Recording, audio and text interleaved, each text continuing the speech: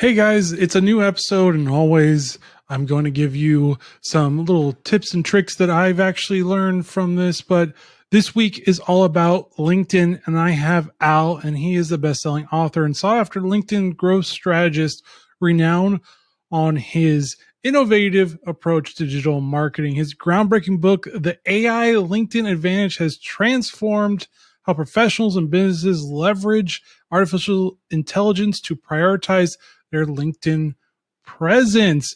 But I've learned so much from this. I've learned just how to optimize my LinkedIn profile, what to do, what not to do. And so my questions for you is, how have you optimized your LinkedIn profile? What areas do you still need to optimize it? And what did you learn out of this that you didn't know about LinkedIn? All right, let's get on to the episode. Thank you. Great to be here. And first question, as all my guests, is, are you a coffee or tea drinker? Neither. I don't do caffeine. So you just do like straight water, or do you have like other things you do? Herbal tea is great. I like rooibos tea. It depends on the time of day, but I don't need anything to wake me up in the morning. I just wake up naturally. So that's a good thing. My wife is another story, but it So she takes all the caffeine for you, is what I'm hearing. is unfortunate, but hey, listen, you got to work with what you're given. And, if it makes her happy, why not? I'm all for it. But we have a little coffee maker, which we use the pods. So we don't get unlike a traditional coffee maker where it fills up the whole room with coffee smell. This is just individual. So it's really great. And I use it for other things too. They have one for hot chocolate and one for herbal teas. So it's really quite convenient. And especially when you have guests over there, you give them a lot of options. It's great. So, Options are always good, but too many options and people go, I don't know what to choose. Just pick one for me. that's why we have a little revolving carousel for different pods. They could choose what they want. We don't have to discriminate. Some people want decaf, other people want regular. People want dark roast, they want light roast. I give them options, so why not? Make them.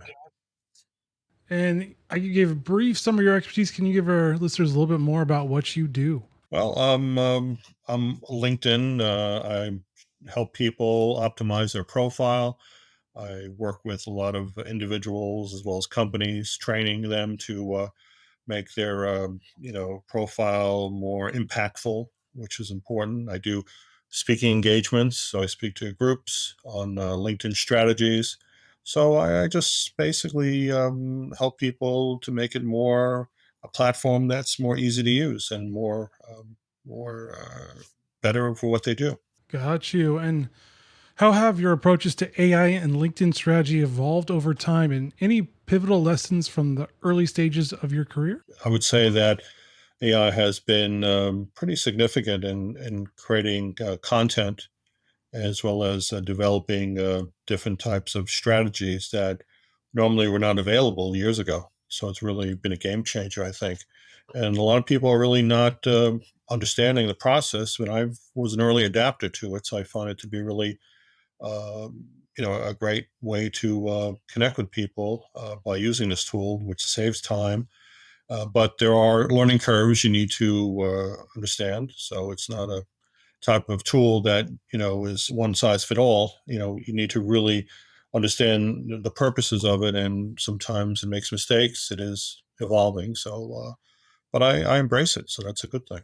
What makes your approach to LinkedIn strategy distinct from others? Well, I mean, I embrace AI technology whereby others may not necessarily on board with that, and they don't really understand it for the most part. So I'm really became more of a thought leader, and I create articles and content to educate people on why AI is definitely the future for any type of relationship building, which I think is key for engagement on platforms like LinkedIn. And that's really essential.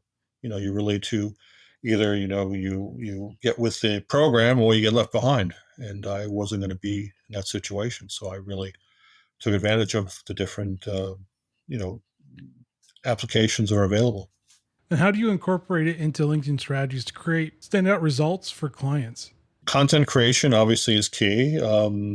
Also, when you are on LinkedIn, to focus in on making your profile stand out, because before you do any type of outreach, you really need to understand that people are going to look at your profile and judge you based on that. You only got a few seconds, and they say you don't get a second chance to make a first impression.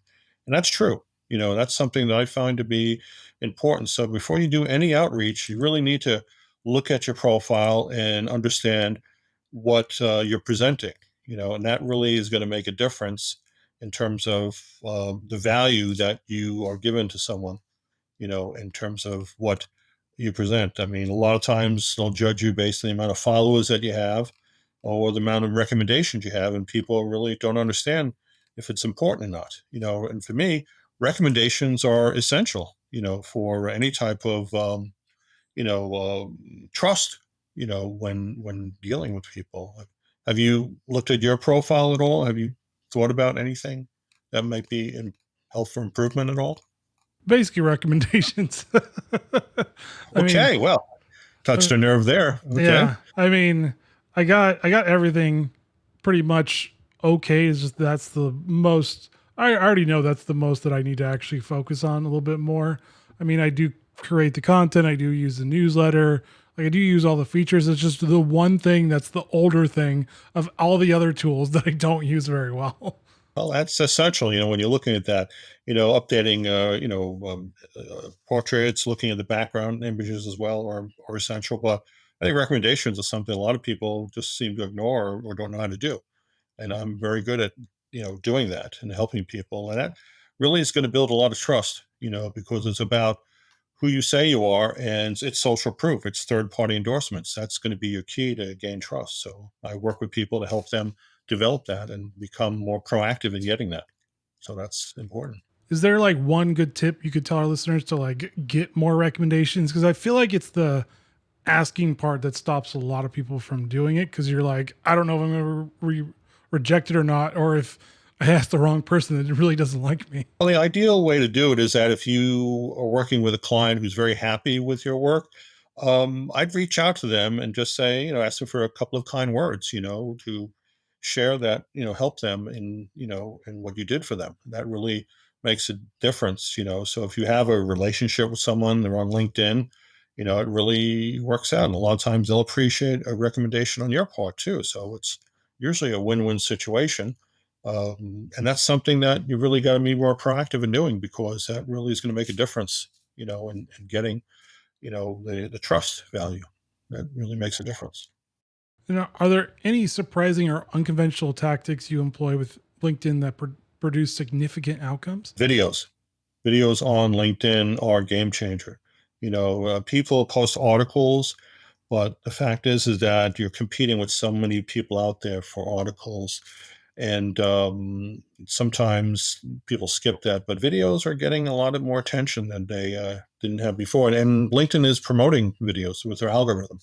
So you'll find you'll get a lot more views by creating video content that really is going to make you set yourself apart from the competition. And this is the short videos because they've had like two different versions of it. They had like the square version, and then they pivoted over to more of the vertical YouTube Shorts, LinkedIn, I mean TikTok and Well, they, stuff. they have both, so it's still there. But I think if you provide a video, and ideally the content should be under 2 minutes, a sweet spot is about 90 seconds, enough to get attention and to provide value to whoever you're connecting with. And that's really what you want to focus on. Keep it under the 2 minutes and provide information that would be valuable to the people who are watching. Oh, and most importantly, have subtitles that people need to understand. Subtitles in your videos are crucial because a lot of people watch videos, but they don't have the sound on. So without a subtitle, a lot of times they'll just skip it. So that's something you should have when posting in videos. What are some of the other common challenges that clients face with LinkedIn growth? Is it not enough videos? Is it not really caring about your profile? Like, what are the common challenges? Well, being consistent, of course, having newsletters would be ideal. You can do up to 5 newsletters, I believe, with LinkedIn. So you should optimize that and do it at least once a week if you can, so people get to see you and the algorithm loves it, which is great. Having newsletter, being consistent with that, and also using some of the more advanced tools on LinkedIn like Sales Navigator, which allows you to know who's looked at your profile, So you can kind of reply back to people who checked out your profile and ask them, hey, thanks for stopping by. What drove you to look at my profile?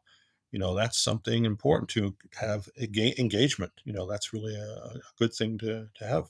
What are the misconceptions do people have often with LinkedIn for professional development or branding? Because I see on YouTube like LinkedIn cringe, and there is some cringe on LinkedIn where it's like a little overdone, where it's like I care about my job this much, and everybody, and normal people are like, okay, you don't care about your job that much. I find it's kind of almost ridiculous that some people treat it like Facebook, and they post like they drink in the morning. Here's my coffee. Here's what I had for lunch. People don't care on LinkedIn, but it's that the case, and they really just get so self-absorbed, or they're just promoting themselves. That's really something that is a turnoff for a lot of people who are on there, and then you're not going to get a lot of traction keeping posting things that are really just narcissistic, if you want to say. So you really got to give value whoever you're posting to, and that's really the key to win on LinkedIn. Give value, give more than you receive. That's what you have to do. And should people be commenting more on other people's posts to get them in kind of in the mind's eye or the awareness of you? Because I've seen a lot of people say like commenting on other people's posts that you may want to meet eventually or have a virtual chat or whatever could help as well. Well, commenting is important, but it's also what you say that is brings meaning and value. Just saying, hey, thanks for sharing, really is just it's almost a default on LinkedIn, itself, and that should not be the case. Be sincere in your praise, offer constructive criticism. Talk about things that are going to add value to that individual's post, because a lot of times when people post, they really get very few replies at all, if anything. So if you're posting, make it meaningful, make it count, so you get someone who may decide to check out your profile because you left a great comment that made their day. That's funny because today I just got someone saying, thanks for sharing. I was like, I don't know what to do with this, but okay. Yeah. So that's something that people don't understand. You got to go beyond that, and there's no excuse not to do that. So you're better off not saying anything than saying thanks for sharing. So, where do you see AI making the biggest impact on LinkedIn marketing in the next 5 years? Well, I certainly see it with content creation. I see it with video creation.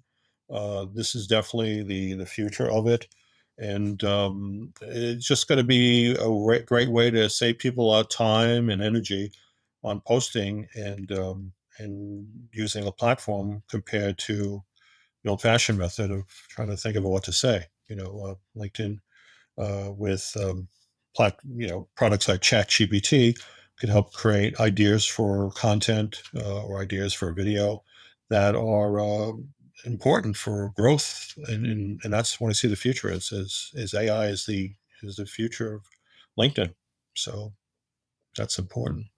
And do you think like the AI avatars that the script has just come out with will play a part as well? Because the script, I think a few weeks ago, came out with their actual AI avatars that will, you don't even have to be on the video now. It can kind of mimic you or mimic somebody else.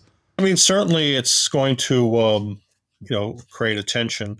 If you are giving information that's going to be of value, to whoever's going to be watching. Remember, you got to keep it short, make it 90 seconds, and you got to grab their attention, just like a movie trailer. If you don't get their attention the first 5 or 10 seconds, they're not going to watch your video. So regardless of whatever avatar you're using, if it's boring, or it's not captivating, you're not going to get anyone to watch it. And it's just going to be something that's not ideal. So you got to be really, really more important to be editing whatever you're doing and making sure that it's going to be something that somebody's going to watch. And if LinkedIn were to adopt new AI features, what would you like to see? Well, I would say that you know, help with creating content would be a good thing to have. Um, whether it's helping with videos, um, but also, finding people who are active on LinkedIn. A lot of people are really not active, and you're sending out messages to people that don't respond. And sometimes that could hurt you as a way too, because you send a lot of invites and then, get any responses or people don't know who you are, that hurts your outreach, so LinkedIn will slow you down or even shut you down because you're doing these things that are not, you know, ideal for LinkedIn, setting their standards as being, professional platform. It becomes a spammer's paradise, and that's not a way to do that. So the old way of looking at LinkedIn was basically you just create an account, put up your resume, and then you kind of left. Like it was there's nothing to do for it. So that's Yes, I didn't forget it. That's what people think. And it surprises me and shocks me that so many of these profiles are just lay dormant, or they have images of things 50 years ago they haven't updated. It's just part of the, I guess the people look at it as just another tool like a resume, but it's not. It's a lot more than that. So you really need to understand it. That's why I wrote in my book to learn about some of the resources available. There's no reason why you can't be more active on LinkedIn if you use the tools that are available with AI to help you become more proactive and become more to stand out among the crowd. it is because there's just too many other social media networks that people are I guess more or less addicted to. Like people check TikTok all the time, people check Instagram, YouTube, and it's just not in their habit of actually like wanting to engage on LinkedIn. Is that part of the problem? Well, I think the problem is that they kind of mash it all together and they think it's all the same. Like Facebook, Instagram, and LinkedIn are all part of the same ecosystem. I mean, it's a social media platform. That's the only thing they have in common. But LinkedIn is known for business to business type connections. And someone who's posting on Facebook, personal things, or should not be posting the same things on LinkedIn. But they do. It's really shocking. But you have to treat LinkedIn as a professional platform, like a networking type of event, and you only have a short period or a short amount of time to engage with someone that you need to provide value to whoever you're dealing with. You have to give more than you receive. That's how you do it, and most people don't do that.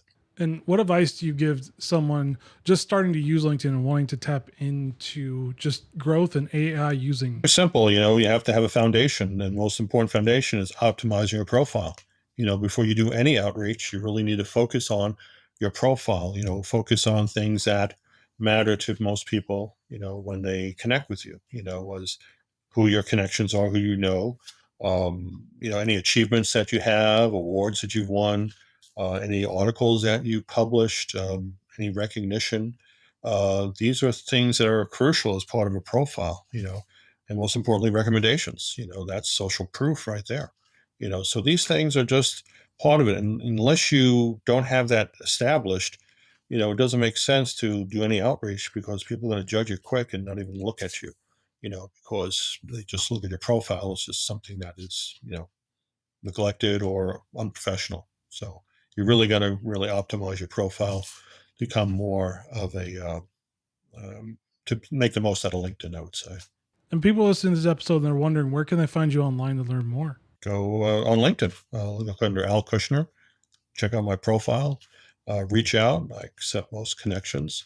Of course, I have my book available. Yeah, LinkedIn Advantage. They can get it on Amazon. Also available on Spotify, audiobook if they prefer. Um, so these things are available. These resources, someone should go ahead and understand more about it and reach out to me if they want to get some more information, training. I do as well. So I'm happy to help people wherever I can.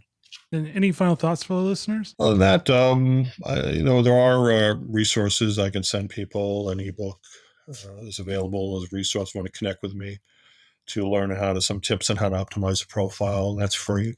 So just reach out on LinkedIn. Happy to help and connect. And just don't give up on LinkedIn. There is a light at the end of the tunnel.